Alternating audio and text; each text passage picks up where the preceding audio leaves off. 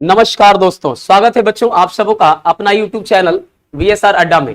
जैसा कि मेरे प्यारे बच्चों आप सबों को पता है कि हम लोग बिहार एसएससी का बैच अनाउंस कर चुके हैं और आज ये लाइव क्लास किसी वजह से मैं 4 बजे ले रहा हूं। तो मेरे प्यारे बच्चों आज के इस लाइव सेशन में आप सबों का एक बार फिर से VSR अड्डा के क्लास में आप सबका हार्दिक अभिनंदन है। मेरे प्यारे बच्चों आज के इस लाइव सेशन में हम लोग कुछ एक नए कॉन्सेप्ट के साथ एक फिर से कोई टाइप लेके आया हूं, कोई एक अलग सा कंटेंट लेके आया हूं जिसमें आपको बहुत सा क्वेश्चन भी मिलेगा और कॉन्सेप्ट भी सीखने को मिलेगा। तो चलिए मेरे प्यारे बच्चों शुरुआत करते हैं आज की क्लास को और फटाफट से मैं चाहूंगा कि आप सब अपने दोस्तों को अपने मित्रों को शेयर कर दे जिन तक ये आवाज मेरी चली जाए और आज के इस लाइव सेशन का उनको आनंद मिल पाए। तो चलिए बच्चों क्लास को स्टार्ट करते हैं ज्यादा ना देर करते हुए। चलिए फटाफट से अपने दोस्तों को मित्रों को शेयर कर देंगे आज के सेशन को। तो मेरे प्यारे बच्चों ये हमारा 8वां आपका बिहार एसएससी का क्लास है और ये हमारा जो पहला के बाद ये दूसरा आया जिसमें पहले में आपने चर्चा देखा कि Bihar SSC inter level 2023 vacancy maths का सॉल्यूशन हम कराएंगे। क्लास 8वीं चल रही है और जो भी मैं आप सबों को क्लास दे रहा हूं ये सारे के सारे क्लास आपके लिए बहुत ही वेरी वेरी इंपॉर्टेंट है, एकदम बेनिफिशियल है बेटा। एकदम इस लाइव सेशन में आप जुड़कर अपने आप को एक बेहतरीन तरीके से बिहार एसएससी की तैयारी आप कर सकते हैं। आते हैं नेक्स्ट देखते हैं क्या है। तो नेक्स्ट में आपके पास है कि बिहार एसएससी का बैच हम लोग एक टीम के द्वारा स्टार्ट किए हैं और इस बैच का नाम मैंने रखा है सिद्धि बैच। सिद्धि मतलब होता है सफलता। तो इस सिद्धि बैच में क्या है मेरे प्यारे बच्चों, आपका ये बैच का जो कोर्स फी है वो मात्र 99 रुपए है। जिस 99 रुपए में आप सबों को मैं ये बता दूं कि आप सबों को बहुत ही मिनिमम फी है 99। उसमें भी अभी कूपन कोड चल रहा है, 1 या 2 दिन कूपन कोड और रहेगा, उसके बाद कूपन कोड समाप्त हो जाएगा, जिसके चलते आपको जो फी है वो 74 के आसपास रुपए लगकर आपको ये बैच पूरा का पूरा जो है आप एनरोल कर सकते हैं आप आसानी से। तो मेरे प्यारे बच्चों जैसा कि आप सबों को पता है कि आप सब एकदम मिनिमम फी में मात्र 99 रुपए में आप इस बैच को एकदम आसानी से ज्वाइन कर सकते हैं, जिसमें 99 के साथ साथ आप सबों को एकदम मिनिमम फी ये मिलेगा कि 99 के बाद मैं बता दूं अभी 2-3 दिन के लिए कूपन कोड लगा के आप 74 के रुपए के आसपास में परचेज कर सकते हैं।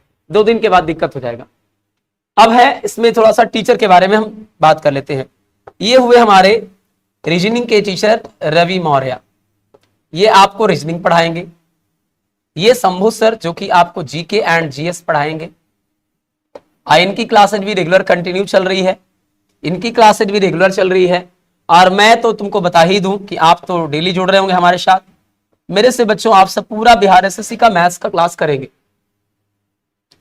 तो मैं चाहूंगा कि फटाफट से आज के सेशन को स्टार्ट करते हैं ज्यादा ना देर करते हुए। और आप सभी बच्चे अगर अभी भी आपने ऐप को इंस्टॉल नहीं किया है तो आप प्ले स्टोर पे जाएं, ऐप को इंस्टॉल करें और इंस्टॉल करने के बाद आप वहां से बैच को आप बहुत ही मिनिमम प्राइस में ज्वाइन कर सकते हैं। अभी तो 2-3 दिन आराम से आप बिल्कुल कूपन कोड इस्तेमाल करके कर सकते हैं। तो मैं चाहूंगा कि जो भी बच्चे नहीं कर पाए हैं वो कर ही ले, ज्यादा उनके लिए बेहतर होगा।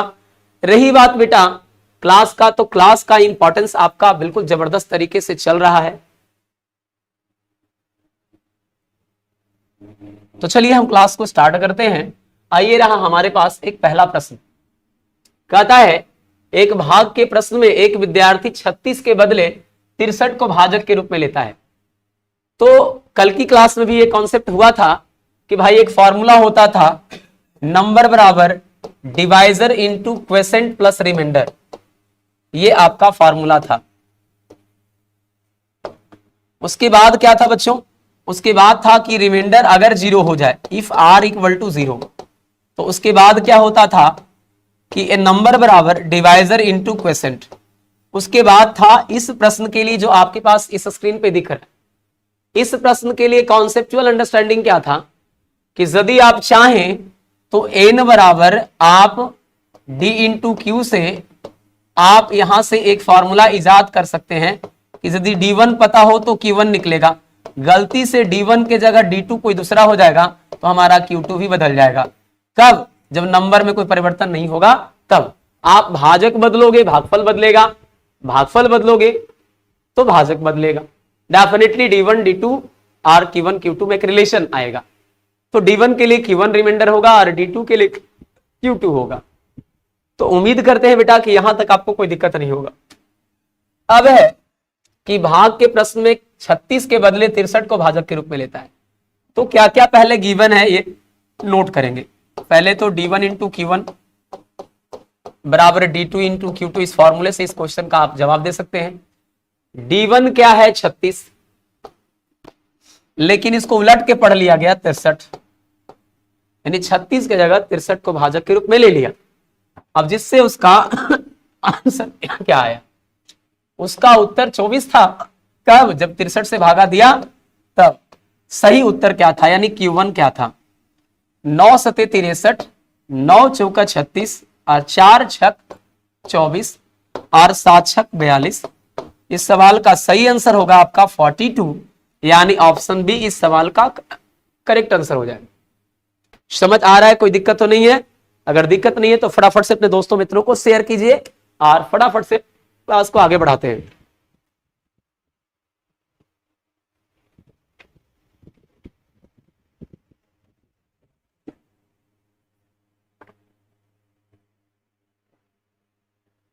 चलिए नेक्स्ट क्वेश्चन क्या है बेटा, किसी संख्या को 3 से भाग देने पर 1 शेषफल आता है। जब इस संख्या को 2 से भाग देते हैं तो शेषफल 1 आता है, 3 से भाग देते हैं तो शेषफल 1 आता है, 2 से देते हैं तो 1 आता है। यदि प्रारंभिक संख्या को 6 से भाग दे तो शेषफल क्या हो जाएगा। इसमें भी ज्यादा कोई परेशानी लेने वाला क्वेश्चन है नहीं। आराम से आप इस क्वेश्चन को ऐसे बनाओ कि आपने पढ़ा रखा है नंबर बराबर divisor into question plus remainder, यहां तक आपने पढ़ रखा है।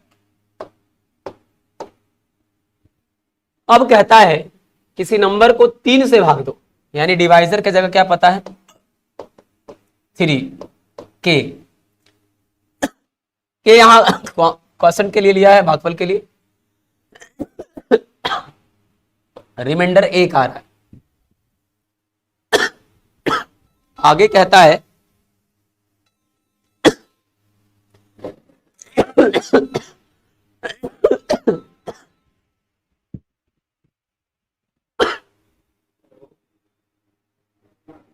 जब इस संख्या को 2 से भाग देते हैं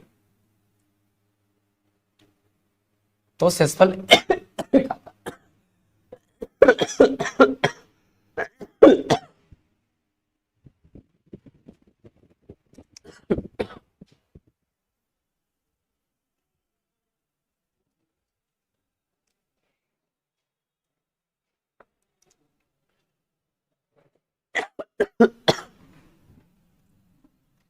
देखिएगा।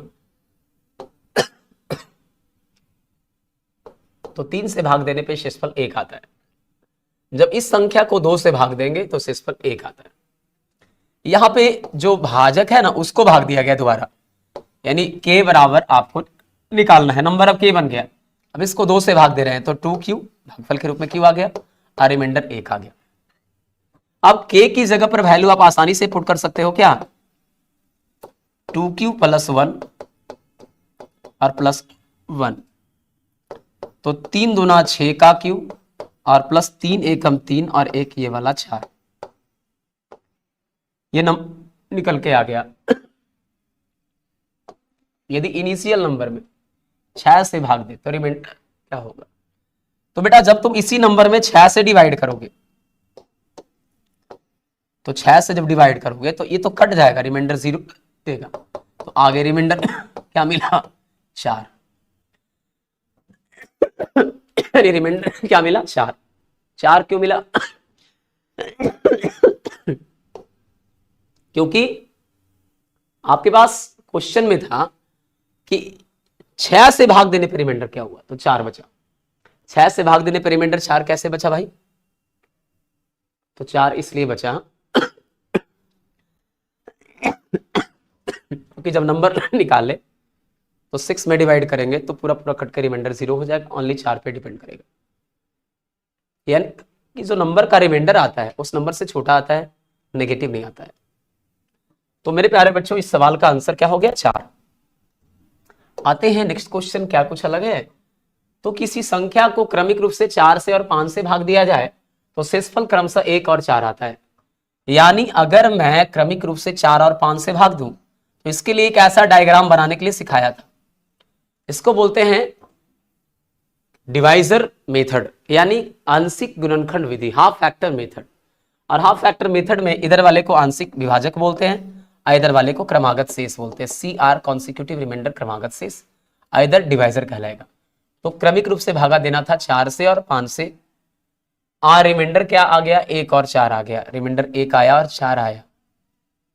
यहां नहीं लिखेंगे बच्चों, रिमाइंडर का जगह यहां पे है, तो रिमाइंडर आया 1 और 4। अंतिम वाले भागफल को हम 1 मानेंगे और आपको पता है इसको इससे गुना करेंगे और 1 जोड़ेंगे, यानी जो नंबर बराबर फॉर्मूला था ना D × Q + R, तो ये जो नंबर है ना, ये नंबर का निर्माण करते हैं हम लोग कैसे, D × Q + R से। तो ये D हो जाता है, ये Q हो जाता है, ये R हो जाता है। तो 5 एकम 5 4 9, यानी 9 रहा होगा तभी तो 1 मरते लगा होगा, 4 रिमाइंडर बचा होगा। अब देखो मेरे प्यारे बच्चों, उस तरीके से 9 चौके 36 और 1 37, यानी 37 रहा होगा, 9 मरते कटा होगा, रिमाइंडर 1 बचा होगा। अब रिमाइंडर आपका 37। अब कहता है जब इसे क्रमिक रूप से 5 और 4 से भाग देंगे, यानी 4 और 5 से आपको भाजक को क्रम के उलट के भाग देना है, जहां 4 5 से दे रहे थे वहां 5 4 से दो, यानी कि इसी 37 में आप 4 5 से ना देकर 5 और 4 से दो, 5 से 2 और 4 से, तो कॉन्सिक्यूटिव रिमाइंडर क्या होगा, पहले तो भागफल लगेगा, 5 से 35, रिमाइंडर 2 बच जाएगा, और 4 एकम 4, रिमाइंडर 3 बच जाएगा। तो आंसर आपका क्या हो जाएगा, सही आंसर आपका 2 और 3 यानी C हो जाएगा। देखिए फंसाने के लिए ऑप्शन बी भी दे रखा है, 3 और 2 दे रखा है, जबकि 3 और 2 का कोई मतलब ही नहीं बनता। रिमाइंडर कैसा होना चाहिए, कॉन्सिक्यूटिव यानी क्रमागत शेष। क्रमागत शेष का मतलब पहले कौन आया उसके बाद कौन आया, तो पहले तो 1 आया ना बच्चों, सॉरी पहले तो 2 आया ना तब 3 आया, पहले क्या आया है 2, उसके बाद 3 आया है। क्लियर है, कोई दिक्कत नहीं है। तो आंसर आ गया 2 और 3 आपका, इसमें कोई दिक्कत नहीं होना चाहिए। आइए 6 नंबर देखते हैं, क्वेश्चन क्या है। कह रहा है एक संख्या को क्रमशः 2 3 7 से विभाजित करने पे रिमाइंडर 1 1 6 रहता है, तो संख्या को 42 से विभाजित करें तो शेष क्या होगा। फिर से वही सवाल है, क्रमागत शेष का सवाल है। आप इस क्वेश्चन में फिर से आप हाफ फैक्टर मेथड लगाओगे और आसानी से एक ऐसा डायग्राम बना लोगे, पहले नंबर 2 का, दूसरे नंबर 3 का, तीसरे नंबर 7 का। अब कहता है विभाजित करने पे 1 1 6 बचता है, यानी कॉन्सिक्यूटिव रिमाइंडर क्या बचता है, 1 1 और 6। अब कहता है कि इसी संख्या को जब 42 से भाग देंगे तो क्या होगा। 42 के बारे में बतला सकते हैं कि कहां से आया 42 आया है, ये 2 × 3 × 7 है। आंशिक भाजक का जो गुणनफल है, ये जो आपका हाफ फैक्टर है ना, ये इसी को जो प्रोडक्ट करते हैं तो वो चला आता है क्या, वो चला आता है आप सबों का आंशिक भाजक का गुणनफल। और आंशिक भाजकों के गुणनफल से भाग देने पर जो शेष आता है ना बेटा, उसी को बोलते हैं वास्तविक शेष। तो मैंने यहां पे देखा कि 2 3 7 का मल्टीप्लाई करने से 14 3 42, 2 7 14 3 42, 2 3 6 7 42 आता है। तो 42 से दोबारा भागा देना, पहले नंबर निकालेंगे। तो इसके लिए कॉन्सेप्ट क्या बताया मैंने, बता दो। मैंने बताया अंतिम वाले को 1 मानो, तो 7 एकम 7 6 13, यानी 13 रहा होगा, 1 मरते लगा होगा, 6 बचा होगा। 13 3 39 और 1 40, और दुगुना करेंगे 1 जोड़ेंगे, 40 दूना 80 और 1 81। फिर से सीखेंगे, 1 यहां मानेंगे तो 7 एकम 7 6 13 रहा होगा, 13 3 39, 1 यहां बचा यानी 40 रहा होगा, 40 दूना 80, 1 यहां बचा यानी 81 रहा होगा। अब 81 में आपको 42 से भाग देनी है, रिमाइंडर क्या बचेगा, तो 42 एकम 42 लग गया, तो हमारा रिमाइंडर कितना बच गया, 39 रिमाइंडर बच गया। यानी आपका ऑप्शन हो जाएगा डी, दिल्ली इस सवाल का करेक्ट आंसर हो जाएगा। क्लियर है मेरे प्यारे बच्चों, तो आपका सही आंसर क्या होगा, 39 इस सवाल का करेक्ट आंसर होगा। नेक्स्ट क्वेश्चन क्या है, किसी संख्या को 56 से भाग देने पे शेष 29 प्राप्त होता है, 8 से भाग दें तो शेष क्या होगा। तो ऐसे क्वेश्चनों का क्या कॉन्सेप्ट है कि दोबारे आप भाग जिससे दे रहे हो क्या उसका फैक्टर है, अगर वो फैक्टर है तब तो ठीक है, अदरवाइज दिक्कत है। तो आप 56 से भाग दे रहे थे किसी नंबर में, तो रिमाइंडर क्या प्राप्त कर रहे थे, 29। दोबारा आप 8 से इस नंबर में भागा देना चाहते हो, तो रिमाइंडर क्या होगा, तो पहले 8 क्या है, 56 का फैक्टर है, यानी फैक्टर के मामले में देखा जाए तो यस है। तो फिर पहले वाले शेष में ही भागा देना है, 8 3 24, रिमाइंडर कितना बच गया, 5।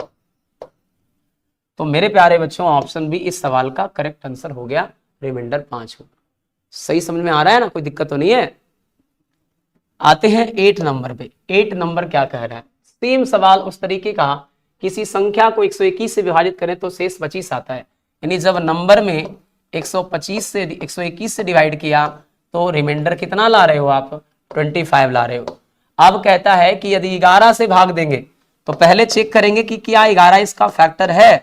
अगर 11 इसका फैक्टर है तो 11 से ही भाग देंगे पहले वाले शेष में, 11 दूना 22, रिमाइंडर बच गया 3, यानी 3 इस सवाल का सही आंसर हो जाएगा।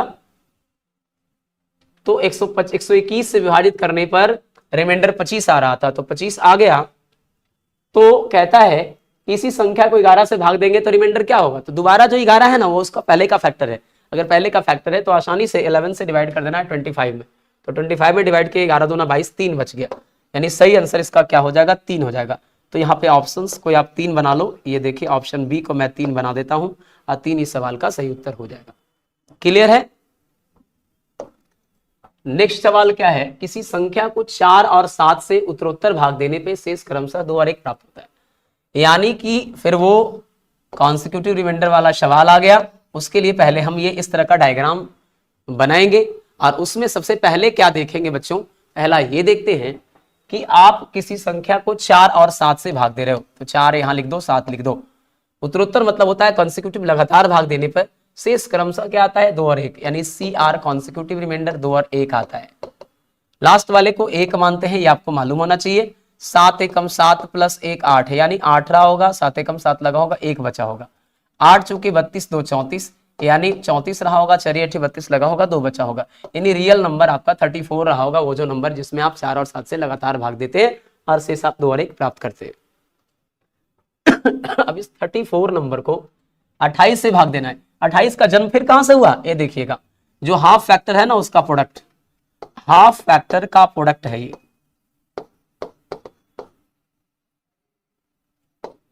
तो 4 सते 28 आपका हाफ फैक्टर का प्रोडक्ट आ गया 28। अब 28 से क्या करना है, उस नंबर में डिवाइड करना है। तो 28 से 34 में डिवाइड करेंगे, 28 एकम 28 लगेगा और रिमाइंडर बच करके आ जाएगा बच्चों 6, यानी 6 इस सवाल का, ऑप्शन बी इस सवाल का करेक्ट आंसर हो जाएगा। समझ आ रहा है, कोई दिक्कत है नहीं ना, तो दिक्कत नहीं होनी चाहिए। फिर से देखा जाए 133 से विभाजित करने पे शेष 21 बचता है। यानी जब आपने किसी भी नंबर में 133 से डिवाइड किया किसी नंबर में और रिमाइंडर आपने लाया है 21, तो जब आपने रिमाइंडर 21 लाया है इसका मतलब साफ जाहिर है कि अब 21 रिमाइंडर आ चुका, इसका मतलब है कि उस संख्या को यदि 19 से भाग देंगे तो रिमाइंडर क्या होगा। तो आप 19 को जब दोबारा भाग दे रहे हैं तो पहले ये चेक करें कि क्या 19 इसका फैक्टर है, तो बिल्कुल इसमें कोई दो राय नहीं है, 19 इसका फैक्टर है, 19 इसका फैक्टर है, 19 इसका फैक्टर है। 19 सते 3 से होता है। अब 19 से उस 21 में भाग दे देना है, पहले वाले शेष में ही भाग देना है, ये रूल कहता है, नियम कहता है। रिमाइंडर कितना बच गया, 2, तो 2 इस सवाल का, यानी डी इस सवाल का करेक्ट आंसर हो चुका। उम्मीद करते हैं कि आपको सारे के सारे क्वेश्चंस पिछले क्लास में भी करवाया गया था और उसके पहले क्लास में भी थोड़ी बहुत हुई है, कॉन्सेप्ट भी मैंने दिया है, लर्निंग भी सिखाया है, और तब उसके बाद मैं आप सबों को क्वेश्चंस भी करवा रहा हूं। तो आज इसका समापन होगा, इसलिए आपका ये जो क्वेश्चंस करवा रहे हैं आज इसका एंडिंग डे है। एंडिंग डे का मतलब इस टाइप का सवाल अब आपको नेक्स्ट नए टॉपिक में अब एक कुछ दूसरा मिलेगा, ये खत्म हो चुका। तो आते हैं बच्चों नेक्स्ट क्वेश्चन, देखते हैं क्या है कुछ अलग। तो एक द्विअंकीय संख्या के दोनों अंकों के स्थान परस्पर बदलने से, आइए थोड़ा सा इसके बारे में कॉन्सेप्ट समझ लेते हैं क्या है द्विअंकीय संख्या। क्या होता है द्विअंकीय, मतलब होता है कि माना कि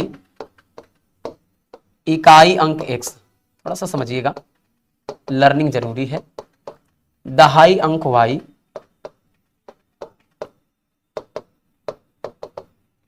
इसलिए संख्या बराबर क्या होगा 10y प्लस एक्स, संख्या बराबर हो जाएगा 10y प्लस एक्स। अब कहता है कि अगर दोनों अंकों के स्थान बदल दें, तो देखिएगा स्थान बदलने पर, स्थान बदलने पर प्राप्त संख्या, तो मेरे प्यारे बच्चों अगर आप x की जगह y लिखोगे, y की जगह x लिखोगे, तो संख्या तो बदल जाएगा ना बच्चा, ये 10x प्लस वाई ना हो जाएगा जी। अब देखिएगा कोई दो अंकों की संख्या है और अंक को बदल दो तो जो संख्या बनेगा, इन दोनों में एक विशेष खासियत है। देखिए योग जो आप करोगे ना, थोड़ा सा समझते हैं बातों को, उसके बाद हम इसको इरेज करेंगे, तब इस क्वेश्चन को डील करेंगे। हो सकता है ऑप्शन से डील कर दे। तो योग करोगे तो देखिए 10y प्लस एक्स और प्लस 10x प्लस वाई, आप इन दोनों को जोड़ोगे तो 11 इंटू एक्स प्लस वाई, योग 11 का गुणज होगा। अंतर की बात की जाए तो इन दोनों में जब घटाव करोगे तो 9 इंटू वाई माइनस एक्स, यानी कि दो अंकों की संख्या और अंक बदलने पर प्राप्त संख्या, इन दोनों का योग क्या होता है, 11 का मल्टीपल होता है, अंकों के योग का 11 गुना। और दो अंकों की संख्या और अंक बदलने पर प्राप्त संख्या, इन दोनों का अंतर अंकों के अंतर का 9 गुना होता है। समझ आ रहा है ना। अब देखेंगे आगे कि हमारा सवाल क्या कह रहा है। कह रहा है कि दो अंकों की संख्या यानी 10y प्लस एक्स और अंक बदलने पर प्राप्त संख्या मूल संख्या से 27 कम है, यानी कि जो भी संख्या है वो दोनों में अंतर कितने का है, 27 का है। तो मूल संख्या से 27 कम है। अगर मूल संख्या 63 ले ले, इसको पलटेंगे तो 36 होगा, यहां तो पलटेंगे तो 63 हो जाएगा। तो देखिए ये मूल संख्या से 27 कम वाला संख्या नहीं है, ये 27 ज्यादा वाला संख्या, इसलिए इसको नहीं ले रहे हैं। 36 को पलट दोगे तो 63 हो जाएगा। अब 36 को बदल दिए तो 63 हो गया। तो 63 जैसे ही हुआ इसका मतलब है कि परेशानी ज्यादा हो गया। कहा था कि दो अंकीय संख्या के दोनों अंकों का स्थान बदल दो, तो अगर तुमने बदल दिया तो बदलने के बाद तो 63 हो गया, बदलने के बाद क्या बना, 63। अब जब 63 बना है तो जो 63 नया संख्या आया, क्या वो मूल संख्या से 27 कम है कि 27 ज्यादा है, ज्यादा है ना बच्चा, तो पहला ये नहीं होगा। अब कह रहा है संख्या के अंक 1:2 के अनुपात में है, तो ये तो 1:2 का मतलब हुआ इकाई और दहाई में 1:2 का रेशियो। अब इसमें ये नहीं बोला कि इकाई और दहाई का, अंक का अनुपात 1:2। तो पहली बात तो ये समझ लो कि 1:2 का मामला ये हुआ कि इकाई हो सकता है 1 हो, दहाई 3 दूना 6, इकाई और दहाई का रेशियो ही मान के चलते हैं। कुछ नहीं तो इकाई दहाई तो मान सकते हैं, हालांकि ये दिया हुआ नहीं है, लेकिन इससे पता चल रहा है कि भैया ये 36 इसलिए नहीं हुआ क्योंकि आपके पास पता है कि बदलने के बाद जो संख्या आना चाहिए ज्यादा हो जा रहा है, जबकि होना चाहिए मूल संख्या से कम। अब ये देखो ये 27 कम भी है, और अनुपात की बात करें तो ये भी 2:1:2 या 2:1 वाला बात है। अब कहता है तो मूल संख्या क्या है, तो मूल संख्या तो 63 रहा होगा जी, आंसर हो गया। समझ आ रहा है बात। तो यार कॉन्सेप्चुअल अंडरस्टैंडिंग बड़ा जबरदस्त होना चाहिए, फिर आसानी से क्वेश्चन आप डील कर सकते हो। उम्मीद करते हैं ये जो लॉजिक मैंने बताया है और ये जो मैंने कंटेंट डिलीवर किया है वो आपको समझ में आ गया होगा। आते हैं नेक्स्ट क्वेश्चन, क्या है कुछ अलग।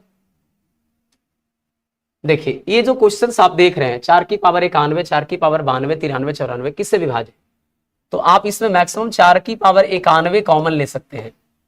तो यहां से 1 बचेगा, यहां से 4 की पावर 2 बचेगा, सॉरी 1 बचेगा यहां से ना, 91, 1, 92।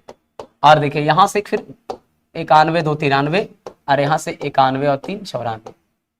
अब 4 की पावर 91 को आप सबसे पहले ना 90 गुना 4 लिख दिया करो, यानी गुना में बेस सेम तो पावर जुड़ जाता है, ऐसे लिख दिया करो। 4 का क्यों 64 और 16 80, 4 84 और 1 85।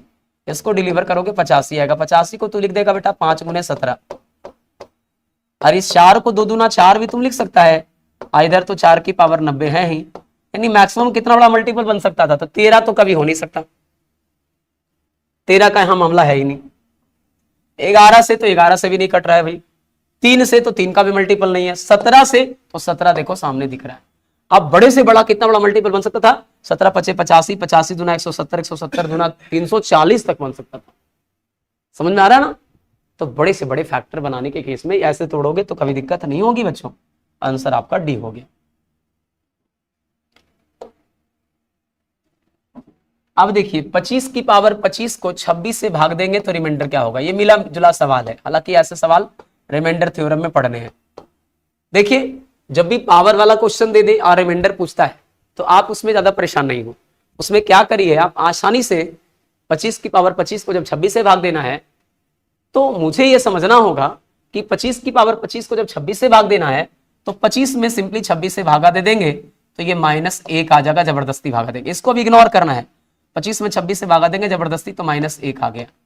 अब -1 का पावर वो 25 को बिठाएंगे अब बेटा एक बात बताते हैं, -1 अगर रहे और अगर n पावर है और n पता नहीं है कि इवन है कि ऑड है, तो याद रखना इवन रहेगा तो +1 आएगा, और -1 का पावर n रहे और n बिलोंग्स टू अगर ऑड रहे तो -1 होगा। तो -1 का पावर ऑड होने की वजह से -1 आ गया और बटा 26, और रिमाइंडर कभी नेगेटिव नहीं आता है। जब रिमाइंडर नेगेटिव में आवे तो उसे भाजक से माइनस कर लें, 26 से 1 गया 25, इस सवाल का आंसर कर लें। तो मेरे प्यारे बच्चों, इस सवाल का करेक्ट आंसर क्या हो गया? ऑप्शन डी इस सवाल का करेक्ट आंसर हो गया। समझ में आ रहा है? दिक्कत तो नहीं है? आइए नेक्स्ट क्वेश्चन देखते हैं। फिर से 2 अंकों की संख्या वाला सवाल है, फिर से वो कंटेंट लाएंगे। 2 अंकों की संख्या अपने अंकों के योग की 5 गुनी। चलिए तो इसको थोड़ा डिटेल पहले बनाओ। 2 अंकों की संख्या अपने अंकों के योग का यानी x + y का कै गुना है? 5 गुना। तो बेटा एक बात बता, 10y में से 5y तुम्हारा चला गया तो क्या हो गया? 5y, और ये x जाके उधर घटेगा 5x में से तो हो जाएगा 4x। यानी बेटा y अनुपात x तो निकालेगा ना, तो तुम्हारा आ जाएगा 4:5। यहाँ पे संख्या जो मैंने माना है उसकी इकाई अंक को x माना है, माना कि इकाई आपका x और दहाई आपका y, इसलिए संख्या क्या होगा मेरे भाई? संख्या आपका हो जाएगा 10y + x, 10y + x हो जाएगा, 10y + x हो जाएगा। अब कहता है कि यदि संख्या में 9 जोड़ दे, 10y + x में 9 जोड़ दे, तो संख्या के अंक उलट जाते हैं, यानी 10x + y हो जाता है बच्चा। अब तू भी बता, इसको जाके उधर घटाएगा तो देख 9x आएगा, आइए 9y आएगा, तो 9 कॉमन कर लेगा तो x - y आ जाएगा, इतनी बराबर 9 होगी, 9 से 9 कट जाएगा, अंतर कितना आया? x - y = 1। अब देखिए यहाँ अंतर कितने का है? यहाँ भी अंतर 1 का है, इसका मतलब वेरीफाई कर गया, 1 को कॉरेस्पॉन्ड कर गया, तो कोई दिक्कत होने वाला बात नहीं है। ऐसे भी देखो थोड़े से लॉजिक लगाते तो तुम्हारा काम हो जाता। कहता है कि 2 अंकों की संख्या अपने अंकों के योग का 5 गुनी है, तो अंकों के योग का 5 गुनी। ऑप्शन में हालांकि वो सब नहीं दिया है, संख्या के अंकों का योग क्या हो। तो अगर हम 9 वाले आंसर आएंगे, क्योंकि आपका x + y पूछ रहा था, तो 5 4 9 हो गया। लेकिन तुम खुद सोचो कि अगर अंकों का योग 9 है तो 9 से क्या बन सकता है? 45 बन सकता है, और 54 बन सकता है, 63 बन सकता है, 36 बन सकता है ना, 72 बन सकता है, 27 बन सकता है। लेकिन बोला था कि 2 अंकों की जो भी संख्या होना चाहिए अपने अंकों के योग का 5 गुनी। अंकों का योग 5 4 9 और उसका 5 गुना करेंगे तो 45, यानी आंसर आपका कौन होगा? 45। वो संख्या की बात करेगा तो 45 होगा, क्योंकि 45 वह संख्या है जो अंकों का योग का कै गुना हो रहा है? 5 गुना। 5 4 9 9 5 45, तो संख्या 45 होगा, उसके अंकों का योग क्या होगा? तो संख्या का अंकों का योग 5 4 9 हो गया। तो ऐसे भी लॉजिक लगा सकते थे तुम, ऐसा कोई ज्यादा हार्ड भी नहीं है। आइए देखते हैं आज के अंतिम सवाल को। यदि किसी 2 अंकों वाली संख्या परस्पर पलटने से अंकों का योग 110 है। चलिए देखिए, अगर 78 को पलटेंगे 87 आएगा, 73 को पलटेंगे 37 आएगा, 65 को पलटेंगे 56 आएगा, 75 को पलटेंगे 57 आएगा। अब कहता है कि जो संख्या होना चाहिए और उसके अंक पलटने से जो संख्या बनना चाहिए उसके अंकों का योग 110 होना चाहिए। क्लियर है? तो 110 बेटा कहाँ हो रहा है? जब इकाई अंक क्या हो जाए, मतलब कि 0 हो जाए, तो 8 7 15 ये तो हो ही नहीं सकता।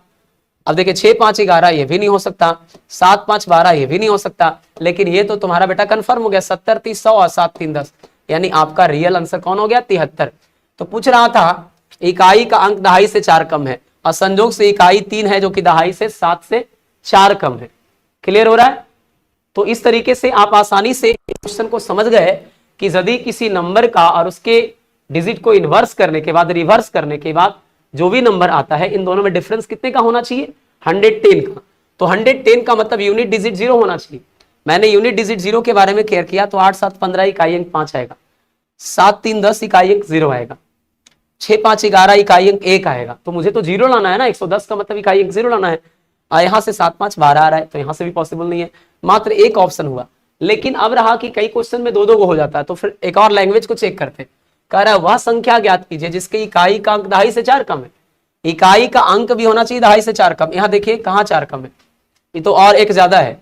यहाँ देखिए 1 कम है, यहाँ देखिए 2 कम है, यही तो है कि 4 कम है। तो इस तरीके से आपका आंसर 73 हुआ, जो कि आपका नंबर पूछ रहा था, वह संख्या ज्ञात कीजिए। तो चलिए मेरे प्यारे बच्चों, इस प्रकार से आज की क्लास जो है आपका बहुत अच्छा लगा होगा, समझ में आया होगा। अगर आपको मेरी वीडियो अच्छी लगी हो तो आप प्लीज एक अच्छा सा कमेंट करेंगे। हमारे चैनल को सब्सक्राइब नहीं किए हैं तो सब्सक्राइब कर लेंगे और बेल आइकॉन को प्रेस करेंगे ताकि आने वाले किसी भी नोटिफिकेशन का आपका वीडियो का नोटिफिकेशन आपके समय से पहले चला जाए। जैसे अपकमिंग यहाँ शो करेगा तो आपको यहाँ पहले शो कर जाएगा। तो इस तरीके से आपको बहुत सा बेनिफिशियल होगा। तो फिर मिलेंगे अगली क्लास में हम एक नई ऊर्जा, उत्साह और उमंग के साथ। तब तक के लिए बेटा बाय। जय हिंद, जय भारत, वंदे मातरम, भारत माता की जय।